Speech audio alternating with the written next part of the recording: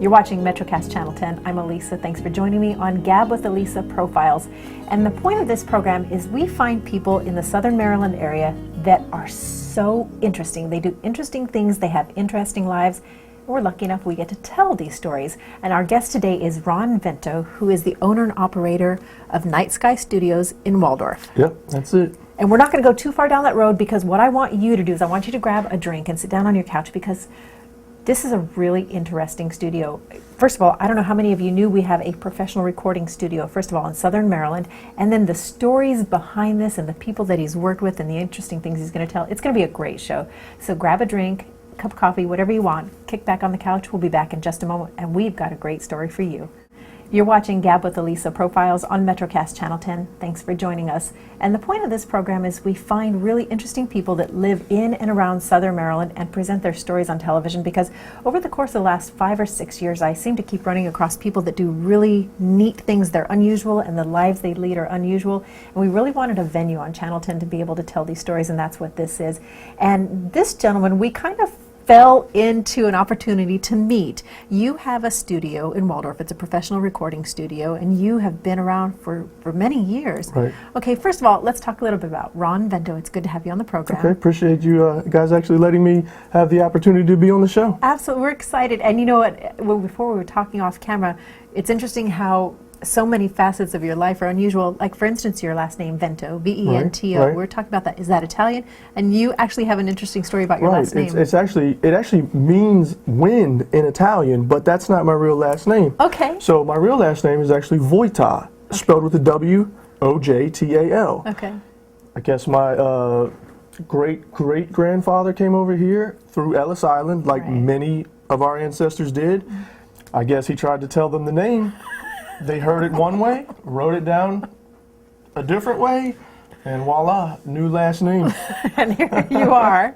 Now, you have a professional recording studio located in Waldorf, and you've been here for a decade or longer, and you've been in the music community forever in this area. Right. Basically, I've only done music my entire life. I mean, since I was just a little kid, I knew what I was going to do with my life. It had to be music one way or the other. I thought the studio, I played music just like most other people who start studios. They play music from an early age. So I just thought that, well, I don't know how much money I'm actually going to make doing music, even though it's my passion. So let me start another revenue source for me to help other bands achieve their dreams while achieving my dream. And I was thinking, hey, a studio would be a good start, somewhere good I can start and actually pull some money in while I do my band. Well, needless to say, over the years, that kind of flip-flopped. The studio became priority, the band went to the back burner. And here we are 20-some years later, and the studio is just a full-time, non-stop gig. How many bands, artists, people do you think you run through the studio in a given year? I mean, we do literally, I'd say 5 to 6 days a week, 1 to 2 artists a day. Now, granted, some of those artists actually are repeat customers throughout the year, but I mean, yesterday I saw upwards of 4 different acts in here. Really? I mean, we had like a 12-hour day, and these people are just booking like little time slots, but that fills a lot of time. And then we got artists that come in and book a week, or as you guys know, someone's coming in booking a month.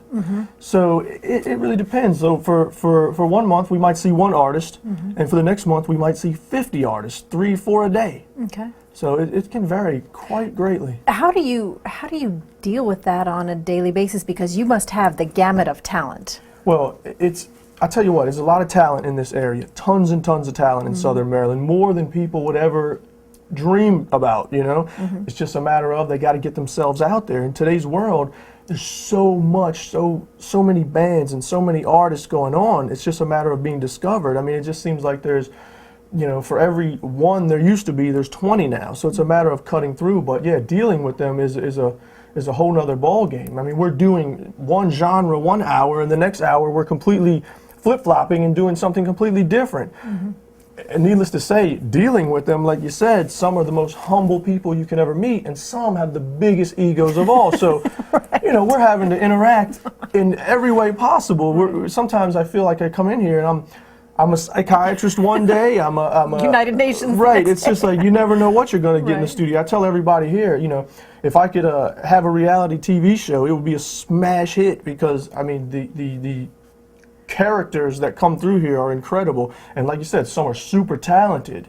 Some are not so much super talented, but we take them all the same, you know? Okay, well, you know what? Let's not name names because this is Right. a very small area. Absolutely. We never name names. Right. What happens in Nightsky Studios stays. Absolutely. Well, tell us a story. What are one of the most unusual things that happened during a given day? I mean, it can be, I'll give you an example. Just 2 weeks ago, I had a guy in there getting very frustrated with what he was doing, you know, just, you know, he's trying to get what he needs to out, but it's not coming out the way he wanted to. He gets frustrated. Someone else in the control room, you know, where we're at now, says something the wrong way. Next thing you know, we're breaking up fights in the middle of the studio. It's Really? insanity in Fist here fights. sometimes. Fist fights, literally. Music is a very Personal. touchy, personal subject, you know, and it's like all these people that come in here are artists. Right. So somebody says something wrong about someone's art, and this is just last week alone, you know. I mean, that being said, that's a pretty negative experience, but we have, you know, so much positive stuff that comes out of here too. I mean, seeing someone's face light up when they get the perfect take, you know, or completing a song. It's like when we start, everything's a blank canvas. You know, we just have a white canvas, and we're all artists, and we get to paint a picture through music. And at the end of the session, the end of the album, whatever we're working on, just seeing the expression of the artist, I mean, that's loads and loads rewarding right there, you know. So Absolutely. a lot of positive stuff as well, you know. Wonderful. Well, I tell you what, we're going to take a quick break, and when we come back, most people don't live this life and they don't deal with this on a daily basis. We Right. go to iTunes and we buy a song, or we go to the music store and we buy a CD, Right. or what have you, and we get the finished product. And so getting to kind of see behind the scenes and what you do and what you're thinking about, especially coming from the technical side of Right. things. So we're going to take a quick break, and I want to talk to you about that, what goes on to putting together a song if you have somebody with talent and a good plan. It's great. It's an awesome experience, and I'd love to tell you a little bit more about the inner workings of that. 'Cause That's what people don't understand the work that goes into no, they it. don't. You Like know? I said, this is my finished product, and Right, that's all I know. right. All right, well, we'll take a quick break, and we'll be back in a moment. You're watching Gab with Elisa Profiles on Metrocast Channel 10, and my guest is Ron Vento with this wonderful studio that we have in Waldorf, a recording studio. And we've been sitting here talking about what you do on a daily basis. You help people put their music together. right. You're an engineer and a producer. Most people, like I talked about before the break, they buy a CD, they've got this music, they love it, they hear it on the radio, they love it, but they don't think about what goes into let's just talk about one song. What goes together from your end, the technical end? If somebody comes in and they've got this big voice and they're ready to go. Right. I mean, it's amazing. Like you said, most people just pick up a finished CD, get a download, something like that, and the road that leads to that finished product can be quite demanding. A lot actually goes into it. I mean, there's sometimes pre-production work where you're coming in the studio, you're working out little individual parts of every song.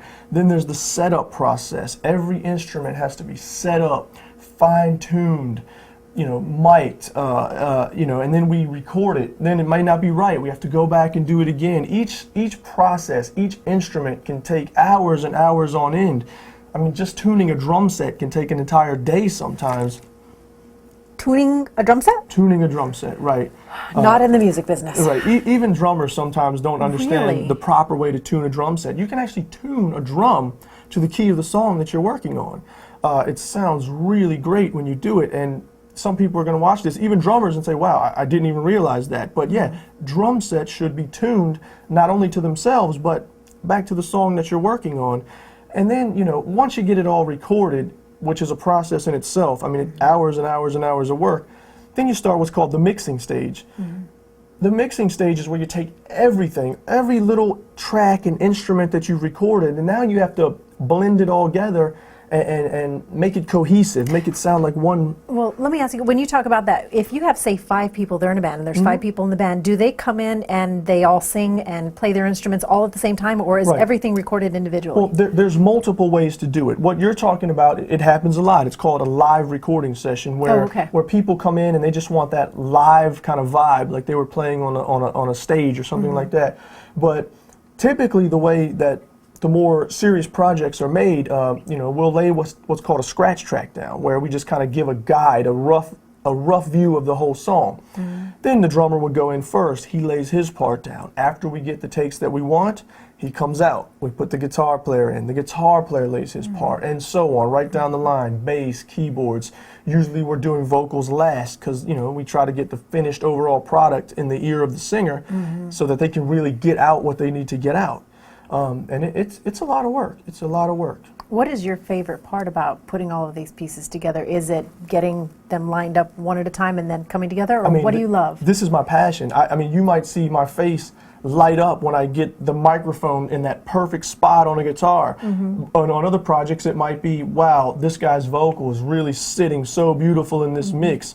Sometimes it's just the end result. The second we get it done, put it on disc, and I'm holding it in my hand, it's really amazing. I can't say there's one part that I like best because like for, the whole thing. for different people, it's different things, you know?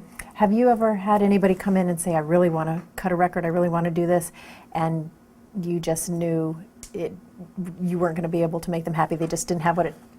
Well, it goes a little bit deeper than that. Like, I feel like I can always do my job adequately. Okay. As far as my end, I can always feel like I can achieve what they're going to want, but it comes back to their end. Can they deliver the performance that they think they can deliver? I mean, you can't take something that's really, really bad and just magically turn it into gold. And I think sometimes people come in here and they hear themselves for the first time and they're like, wow, sometimes it's good, sometimes it's bad. But yeah, as far as my end, I don't ever try to say I can't help you, because who am I to say, you know, what someone out there is going to like, or you know, how far a person can go. Even if it's just a hobby, at least they're doing something they enjoy. So on my end, I'm just going to try to help them as best that I can. Whether it's a success or a failure in the end, I mean, is sure. Debatable. Right, sure, I'd love to see people succeed, but at the same time, I mean, you know, there's a lot of things that I like to do that I know I'm never going to be a professional at, you know. I like to shoot baskets, but I'm not Michael Jordan. So, you know, we just try to help everybody we can. We give 110% to whoever is in here, whether they're good, bad, you know, whether they have a shot or not. We're trying to give them 110%, you know, on our end. And that's why we have a strong reputation, and that's why we're still here in the midst of a recession. Yeah, that's great. I love talking to you. I love your passion. I love your enthusiasm. I really, really like your attitude. That's amazing. I'm not a musician. I've never been musically talented. And I was talking to a friend of mine before. It's magic. To me, it's just magic how somebody opens their mouth, and then when it's on a record, a CD, whatever, and it all comes out, and, you know, seeing the back end of things with you. Well, you have been in the business for such a long time, which means you have probably worked with a ton of people and some names people would really know. So I tell you what we're going to do. We're going to take a quick break, and when we come back, let's talk about that, who you've worked with over time and some of the experiences you've had, and then I'm going to ask you a really tough question. Think about it. So I've got a really tough question for you. Sure. All right, we're going to take a quick break, and when we come back, we'll have more of this wonderful interview with Ron, just Nightsky Studios in Waldorf. What a great place. Thanks for joining us again. With me today is Ron Vento, and he is a music engineer and producer. Got a studio, Nightsky Studios, located in Waldorf, and we've had such a good time talking to you. I've loved getting to see what's on the other side, you know, of finished piece of music. And one of the things is, your industry, you're pretty well recognized, and you've gotten some pretty good accolades. You've been around for a while. This is not a fly-by-night place. This is professional. This is very high-level professional. What are some of the achievements you've had in your career? First of all, like I've told you, we've probably been in this location alone for over 10 years, so we're established here. You know, people know us here, but beyond here in the Southern Maryland area, you're right. We have, you know, we have done stuff major around the world. You know, I'm finishing a project from Japan right now, you know, where people are shipping me everything and I'm mixing it and shipping it back. How do you, okay, I have to stop you there. How do you do that? There's a language barrier, there's a culture barrier, there's a style barrier. It's incredible. How do you do that? Music translates over all language, you know. Really? So basically, if you can speak just a little bit of English, because obviously I can't speak Japanese, but if these guys can just kind of, you know, just let me know a little bit what they're looking for. Of course, they track over in studios in Japan for this particular project. They've heard my work, they really enjoy what I do, so they send it all over to me, just, you know, through a file sending system. I mix it for them, send it back, they tell me the changes they want. In May, we're doing a pretty big project from Pennsylvania. I mean, we've done stuff all throughout Europe. So yeah, we're all over the place, and you know, when you come in here, we have articles that we've written for major magazines, EQ magazine, Mix magazine, Tape Op magazine.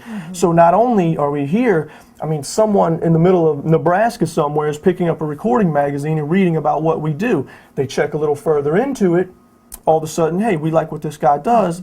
I'd like to send him some files. Or sometimes I have a project in June where people are coming up from Florida to stay here for a couple weeks and do their project. So yeah, it's really all over the map. Me personally, I've also played in a band, like I've told you before. I've been signed to 2 record labels myself, which has also helped to get my name out there. So not only that, people are picking up albums and hearing my music, and they're saying, "Wow, sounds really good. Let's go talk to this guy," you know? Sure. So yeah, it's obviously I love doing this local people here the best because we're trying to get the name out of all these great artists of Maryland, but at the same time, how exciting is it to get a project from Japan? Absolutely. It's great, Yeah, that's So yeah, we really try to spread around, and we've been here for so long. I don't think we're going anywhere, so this is all I know how to do. If this fails, there is no other option, Okay, well then failure is not an option. Exactly. Well, let me ask you a question. I promised before the break I was going to ask you a hard question, and it's only hard because you know so much about music and you love music. You're an artist as well as a producer and engineer. What is one of or some of your favorite bands, let's say from a technical aspect to start, and you can just kind of go from there. Yeah, see, when you speak of a technical aspect, there's a lot of variants that go into that. Okay. Now, when we're talking about technicality from a music standpoint, I tend to gravitate towards non-conventional music, some of the tech metal bands and stuff like that, because they're very just ridiculous in their playing and how tight they are. Now, if you're talking about from a technical standpoint on the engineering side, I further look to producers and engineers, not bands. Like one of my favorite guys is Chris Lord-Alge. All he does is mix records for a living. So rather than say, hey, I like this band, I can't really say that. I can say, hey, I like the way this guy recorded and mixed this band. He's one of my all-time favorite guys, Chris Lord-Alge, Eddie Kramer. I mean, all these big name producers who have just done amazing work in the field. So when you say technical standpoint, that's where my head tends to gravitate towards too, Right, absolutely. But all genres, I mean, I can find the best out of pop music. I mean, the engineering that goes into pop music is incredible. Some people overlook it because the music is not necessarily very technical, but there's a lot of work that goes into the most simple radio pop song you've ever heard. People would be astounded. Country music, I mean, there's so much in country music. Even music like hip-hop, where it sounds like, okay, it's just a guy over a track. These guys that make these tracks, from a technical standpoint, they're incredible at what they do. So I like to give accolades to the people behind the scenes. And I think that's really where I was trying to get with you, because everybody knows who the frontman of a band is, and everybody knows who's got a range of vocal talent and what have you. But behind the scenes, because you're right, no CD is ever slap down, here you go. Right, absolutely. So that's what first thing I check for. If I hear something that I really think sounds good, forget about the music for a second. The first thing I do is flip it over and see, wow, who A, tracked this CD and recorded it, B, who mixed it, C, who mastered the CD. So there's a lot of people involved behind the scenes that you would never know about. I mean, from the guys doing the recording to the interns in the studio who are helping out. Tuning the drums. Exactly, But that's amazing. Okay, so if there's a 16-year-old kid and he's watching this show today and he said, I have to do that. Yeah. What's your advice? Okay, my first thing is understand this is a hard industry to break into. Really? One thing we have to understand is the days of big-time record labels and big-time CD sales are long gone. So there's a lot less money out there. We have to start to understand there's fewer jobs out there for that kid and we've got loads of kids coming out of school as well. So what they got to understand is they have to be top-notch in their field. I say by all means go for it, because if you're like me, you're not going to do anything else regardless. So you have to go for it. Understand, it's a lot of hard work. It's not where you just come in and have fun every day, even though you have fun.